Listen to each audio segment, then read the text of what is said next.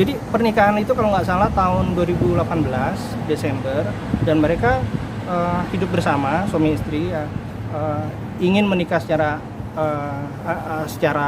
agama negara. Seberapa kamu kenal dekat sama dia? Nggak keburu aja. Karena data-datanya mesti dikumpulin dulu kan untuk nikah resmi. Deadline untuk pernikahannya udah dekat, jadi nikah agama aja dulu kata dia gitu. Yang memaksa untuk menikah mungkin Agama aja dulu gitu. Dia yang ngajak ya? dia yang ngajak. Iya. Kalau saat memutuskan untuk pergi itu dalam kondisi hamil atau anak sudah lahir atau gimana? Anak udah lahir, udah 6 bulan. Berarti pertimbangan kamu akhirnya Sebenarnya minta cerainya itu pas di Bali itu. 9 hari setelah nikah langsung minta cerai, terus dia minta damai segala macam. Udah dimaafin, lanjut lagi. Hamil ke 7 bulan kena gampar, dicengkeram juga, ini kenceng banget. Gitu tuh, sampai mimisan juga. Biasanya yang memicu dia marah itu hal apa sih? Nah kalau yang hamil ke 7 bulan itu gara-gara aku negur. Negurnya hal memang ada sepele aja sih. Cuman mungkin karena dia habis minum 3 gelas gitu, mungkin ke bawah kali ya. Minum apa? Alkohol. Alkohol. Bang Sunan, ini kan pernikahan siri kan Bang? Ini kan pernikahan siri. Apakah ada hak untuk menuntut dari pihak wanita? Karena ini siri Bang. Pak Arif. Sampai. Terkait pernikahan siri Bang. Terkait pernikahan siri, ini kan siri, tidak secara negara ya kan? Otomatis kan ada kelemahan dari pihak wanitanya Bang. Jadi gini, kita hadir di KPA ini tentunya sesuai dengan judulnya Komisi tentang hal anak, perlindungan anak gitu. Apapun ini anak adalah hasil buah cinta di antara mereka gitu. Makanya kami hadir ke sini juga selain karena undangan untuk memperjelas, mempertegas bahwa Komisi Perlindungan Anak Indonesia itu adalah lembaga independen yang diamanatkan oleh undang-undang untuk mengatur tentang perlindungan dan penyelenggaraan anak gitu. Sesuai dengan Undang-Undang Nomor 35 tahun 2014 ya. Gitu.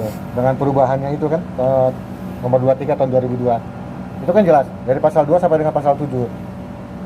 Ada amanat yang diberikan oleh negara secara undang-undang diberikan kepada Komisi Perlindungan Anak Indonesia. Itulah kita meminta dan memohon kepada Komisi Perlindungan Anak Indonesia untuk katakanlah yang tadi diutarakan oleh klien kami ini, ASKA, itu tidak terjadi ke depan secara psikologis, karena persoalan psikologis anak juga termasuk tematik di situ. Istilah psikologis itu tematik gitu, kan tidak satu hal yang pas juga tentang hal itu. Jadi kami hadir sini untuk itu, gitu, supaya anak tetap berada di ibu kandungnya, walaupun itu pernikahan siri ya. Dan saya menjawab tadi ada pertanyaan dari teman-teman media bahwa tidak bisa menuntut karena nikahnya tidak nikah secara. Sementara ini pihak klien kami tidak ada menuntut apapun ya. Dan memang masih jalan dikasih nafkah atau bagaimana? Enggak ada juga, enggak ada dikasih nafkah sama sekali. Menurut keterangan dari klien kami juga, klien kami tidak diberikan nafkah sama sekali, dan memang klien kami juga meminta bantuan kepada kantor hukum kami juga tidak untuk mengajukan sesuatu ya, mengajukan sesuatu terkait dengan ya sebagaimana mestinya lah gitu. Jadi memang tidak ada maksud, arah dan tujuan, tapi lebih kepada kita akan kawal proses hukumnya yang saat ini juga sedang ada di Polda Metro Jaya ya. Iya. Kita sudah laporan Bang? Iya, ada laporan, dan dari sini kita juga mau cek laporan kita di Polda Metro Jaya sudah sejauh mana.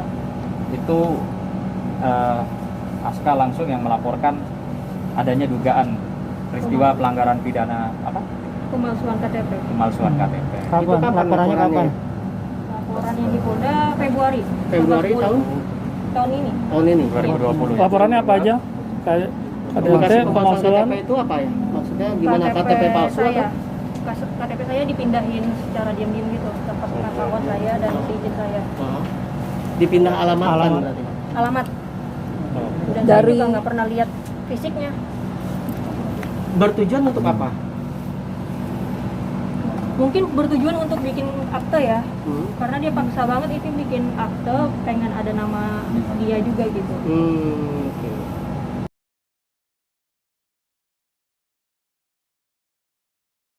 Jadi pernikahan itu kalau nggak salah tahun 2018 Desember, dan mereka hidup bersama suami istri, ingin menikah secara agama negara, tapi tiba-tiba tidak tahu kenapa, tidak ada tidak angin tidak apa, Bu Yuli pergi ketika Pak Alif sedang di Malaysia bersama anaknya. Nah, kami sempat mencari itu sampai hampir 1 tahun. Dan KPAI pun sebenarnya coba memanggil tapi nggak pernah datang. 3 kali, nanti saya kasih suratnya. Ada 3 kali surat itu, Bu Aska nggak pernah datang. Makanya saya kaget kok datang sekarang sudah diterminasi malah baru datang. Kok gitu. Lagi pula kan sekarang libur. Saya tadi ingin bertemu dengan ketua KPAI, dia bilang harus janji dan tidak ada di tempat hari ini. Bang, Ya. tadi dari pihak Aska bersih tegas bahwa mereka tidak akan mempertemukan Alif dengan anaknya. Gimana itu, Bang? Tidak boleh, karena di Undang-Undang Anak itu harus dipertemukan. Siapa yang menghalangi akan terkena pidana. Itu sudah jelas di Undang-Undang Anak. Nggak bisa kayak gitu. Kita kan sebagai seorang bapak juga, dia memerlukan seorang anak itu. Nanti kalau dia udah besar juga dia akan menanyakan di mana sih bapaknya. Dan memang untuk kasus anak ini sebenarnya tidak mau kami sebenarnya di media, karena kan kasus anak ini tertutup buat di media ya sebenarnya Pak. Karena urusannya ini psikologis anak, walaupun anaknya beliau masih 2-3 tahun ya. Makanya sebenarnya saya juga kaget loh KPAI kok dibuka permasalahan ini. Sebenarnya itu kan privacy. Kalau pidana masih oke. Kalau sifatnya di KPAI itu tidak bisa. Tapi terkait pidana, Alif sendiri udah tahu belum sih, Bang? Adanya pelaporan pidana? Saya nggak ngerti ya dengan Bu Aska, banyak banget laporan-laporan sama Bu Aska itu gitu. Bu Aska itu kenapa? Sementara kita cari kok nggak ada gitu. Pak Alif itu mau ketemu. Saya sempat ketemu dengan Bu Aska sekali, itu pun kami diusir gitu. Kami diusir dengan Bu Aska untuk pertemuan gitu. Dan tidak menyinggung masalah kekerasan atau apa gitu alasannya. Ada masalah personal mereka, saya nggak bisa bicara di sini. Karena kan itu aib ya buat keluarga, mereka ditutupin. Hanya masalah itu aja, tapi nggak ada masalah pidana atau apanya gitu. Makanya saya kaget itu kok ada pidana. Nah, tapi karena cerita Aska 9 hari pernikahan nih, Ya, 9 hari sesudah menikah itu kekerasan itu terjadi. saya rasa tidak sih, tidak ada. Kalau tapi saya nanti akan formilnya akan menyatakan itu sesudah bersama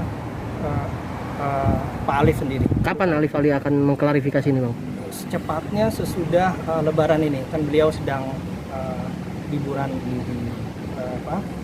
bersama keluarga.